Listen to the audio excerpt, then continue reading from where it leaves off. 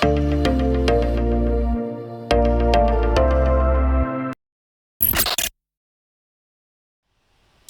folks, how you doing? My name is Ben Dannon and I'm the Chief Technologist for Signal Edge Solutions. I'm showing you here how to use the new zone trigger feature on the MXO5 series oscilloscope from Rohde Schwarz.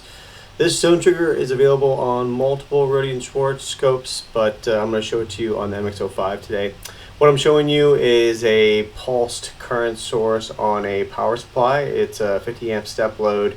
And you can see here I have an edge trigger that is really not doing a great job. It's just set to a rising edge and I'm not getting the waveform that I want. And getting a good zone or good trigger is important to get a good signal acquisition so you can make a good measurement.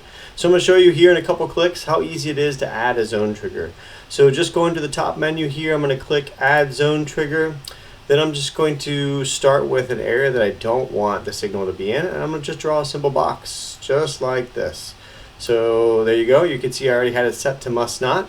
I'm going to do another box for an area where I want the signal, and so I just really want to make sure that the signal is either in this area or in the other area. And if I wanted to do one more box just to clean this up a bit more, I could do another must not and just simply go just like that, draw another box, and you can see now I have a very nice clean acquisition. And you could keep going all the way down if you wanted to get a waveform that ultimately achieves what you want.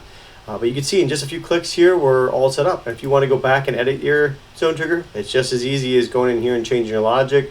Or you can click on these boxes and drag or move however you'd like to see your overall zone trigger setup.